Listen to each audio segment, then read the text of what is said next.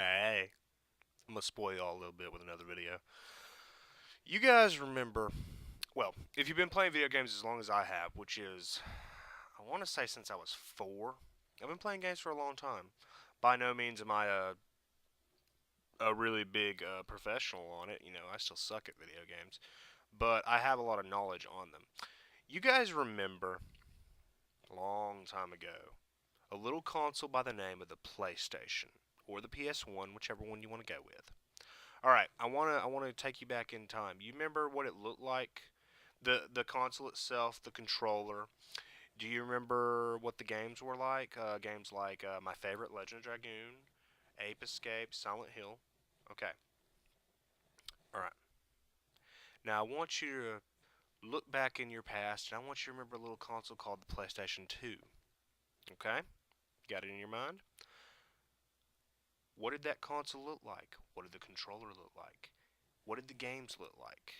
On a comparison level, moderately better. Uh, Taking a game like, let's say, well, hell, let's go with an easy comparison. The first Soul Reaver game, and comparing it to Soul Reaver 2. That's a drastic improvement. Take a game like Silent Hill and compare it to, however much I dislike it, Silent Hill 2. The graphics were phenomenal. Now, when you compare certain evolutions in gaming, like the Xbox to the Xbox 360, the PlayStation 2 to the PlayStation 3, and the we're not going to compare the GameCube to the Wii because that will defeat my argument entirely. Sorry, Nintendo, you fucked up. I'm gonna get hate for that. There's a dislike on the video already. I guarantee it. Anywho, um, look at the leaps in technology, graphics, level design, story elementations. Look at all these things that they are able to accomplish from the console leap from PS1 to PS2, PS2 to PS3, Xbox to Xbox 360, N64 to GameCube. There's a good one. Sorry, Wii. I like the Wii. I like Xenoblade, but it's ugly. Um, I don't make fun of graphics unless they're bad, and they're bad. Uh, Now take a look at the leap, the hop, the slow walk from 360 to Xbox One and PlayStation 3 to PlayStation 4. There's not a big difference. Now, granted, in the early release of games on the Xbox 360 and the PlayStation 3, there wasn't a big difference there either. Relatively old games like Haze. Haze is a game that my buddy Patrick sent me, and I got to get around to playing it eventually. I got a lot of stuff I'm working on. I'm trying to beat White Knight Chronicles 2. Haze is a very old game, and it's not all that great looking. Hell, it doesn't even play that good, and the story is fucked. Condemned. Condemned was a very early launch title for the well, not a launch title. It was a very early title for the 360. I don't think it was a launch title. Was it? I don't know. It was an early title, and it's ugly as fuck, but it's a lot better than Condemned 2. Uh, when you look at the stuff we had at the early parts of the PS3 and the 360's lifespan, and you look at stuff we have now, there's a great change. So I'm hopeful for the future. Xbox One is fucked. Fuck the Xbox One. But for PlayStation 4, a lot of the games that are being released on it right now don't look like anything really special. I'm sure a lot of Xbox fanboys are going to make fun of knack. And they're fucking wrong because knack looks fucking awesome. I want to play knack. It reminds me of all my PS1 and PS2 platformers I used to love. Games like Killzone Shadowfall, however, don't it doesn't look like much of an improvement. Now, I'm sure in the future there's going to be drastic changes and games are going to look phenomenal. But for me and my money's sake, I just don't see anything worth upgrading as of yet. Um, I look at some of the games I've played this past generation, which I am going to work on my top 25 games of the past generation. I don't know when that video will go up because, quite frankly, there's still going to be some games released on the 360 and the PS3. So I don't want to jump the gun because I know of a number of titles that are, coming. Like my most anticipated title for 2014 is The Evil Within, and there's at least two other titles I'm really looking forward to: Dark Souls 2 and Bungie's Destiny, which I can't fucking wait for that. I'm gonna play that on PS3 just because I can. If I had a PS4, I'd get it for PS4. If I do get a PS4 one day, I'll get it for PS4. All that jazz. Anywho, when I look at some of the games I've played this past generation, some games that just blew my mind in terms of how they looked, which when I talk about the way they look or things like that, when it comes down to me, I rate games on a 3 point basis. It's the gameplay, the story, and then when it comes down to the third point, it's like graphics, their audio visual quality. How do they look? How do they sound? And do they perform properly? Is there any lag? Is there hiccups? That kind of thing. Is there screen tearing? That kind of thing. When I look at some of the games this past gen, I was blown away on all 3 points by several titles. For instance, Uncharted 2, which is my favorite Uncharted because 3 kind of sucked. Uncharted 2 blew me away at the train part. If you played Uncharted 2, you know about the train sequence, and I was completely and utterly in awe at that sequence. I'm on a train, shooting bad guys, fighting bad guys, running towards the front of the train while scenery is flying by me, and it was phenomenal. I loved every second of it, and if you haven't played Uncharted at all, if you're a PS3 owner and you haven't played Uncharted, what the fuck's wrong with you? Play Uncharted 2. It's definitely worth it. In my opinion, Uncharted 2 is the best one in the series, and it accomplishes on all 3 points. It looks and plays, it looks and feels great, sounds great, all that. It plays great. It had a great number of improvements over the first game, and the story is really, really good. The first game had a really good story. People were like, what the fuck with the monsters at the end? But I liked Uncharted 2. It was great. I look at other games that have blown my mind, like Lost Odyssey on the Xbox 360. This is an RPG that, in my opinion, completely and utterly pantses the shit out of anything Final Fantasy has put out. And of course, that could be because of who's behind it, you know. But, you know, when I look at Final Fantasy 13, it's a very pretty game. I'll give it that. But in terms of story and gameplay, it completely and utterly flops. And if you don't like me saying that, that's perfectly fine. You can enjoy the game as much as you want. I like bad games too, like Dark Sector. It's not a problem. Uh, but Lost Odyssey was phenomenal in terms of gameplay, in terms of story. It looks great. It had a number of great features. If you don't have a 360 and you plan on getting one day, I really recommend Lost Odyssey and Blue Dragon if you're an RPG fan.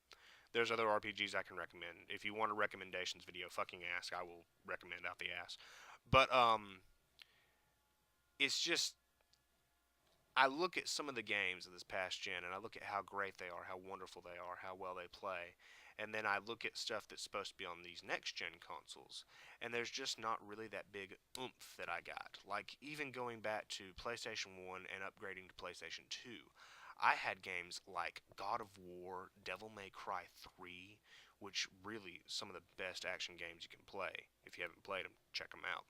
I had RPGs like Final Fantasy X, even if you have issues with 10, which I have issues with 10, but 10 is a phenomenal game, and I plan on getting the HD remixes, believe you me. I had games like Star Ocean. I had games like, see, my brain goes away. Xenosaga, that was a great game. In terms of story and graphics, the Xenosaga series is great. In terms of gameplay is where it falters, in my opinion. When you go from, let's say, the N64, which I never had an N64. For me, the leap was from SNES all the way up to GameCube, so that was huge. But you know, I have an N64 now. I've got a total of 3 games on it. I've got Donkey Kong, I've got Star Fox, and I've got Mario.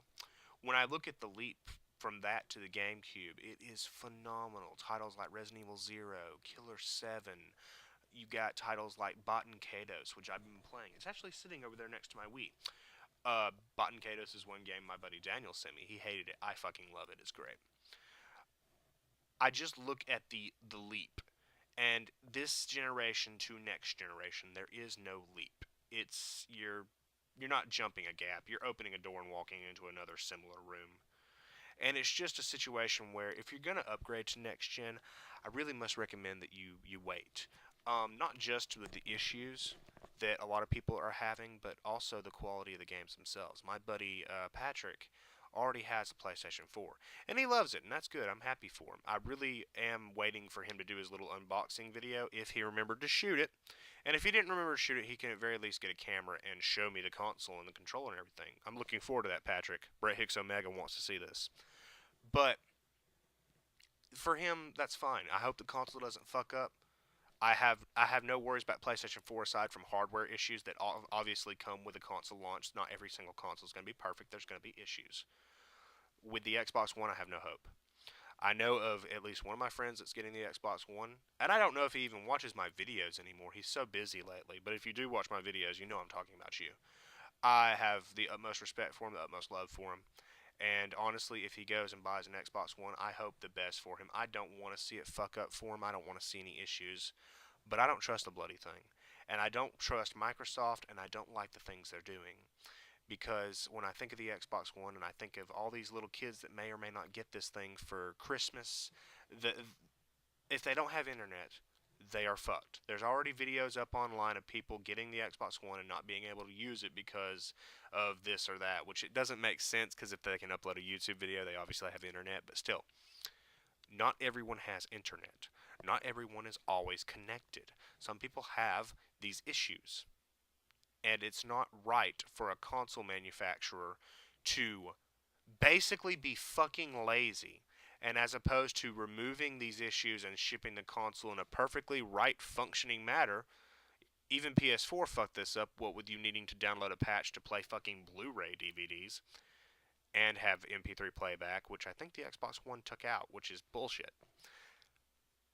Instead of pulling these features out of the console before releasing it and having it work for us perfectly out of the box, they expect you to do work.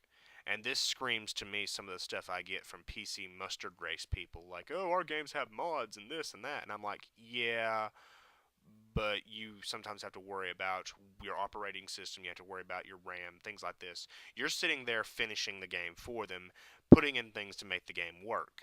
Some of your modifications are just to make the game work better, and I myself don't choose to work for Microsoft or Sony or Nintendo. I expect my money to go towards a product that is already functional and working for me.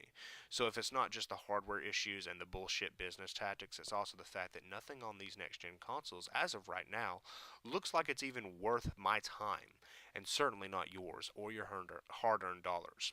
I look at some of the launch titles. There's, for the PlayStation 4, there's Killzone Shadowfall, there's Knack, and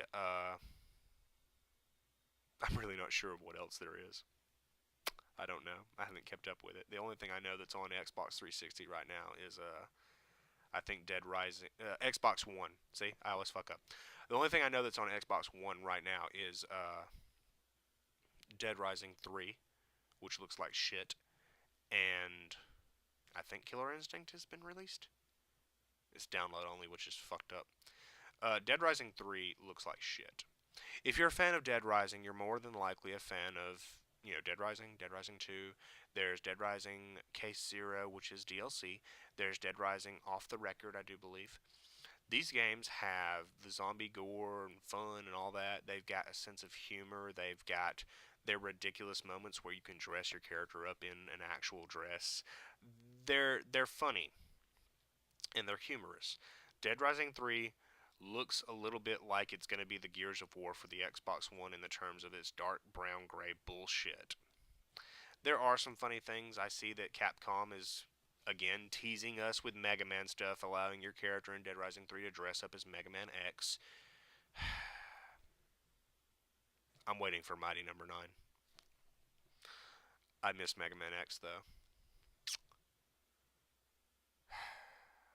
But still, take a long, hard look at the next gen of consoles before you consider buying one.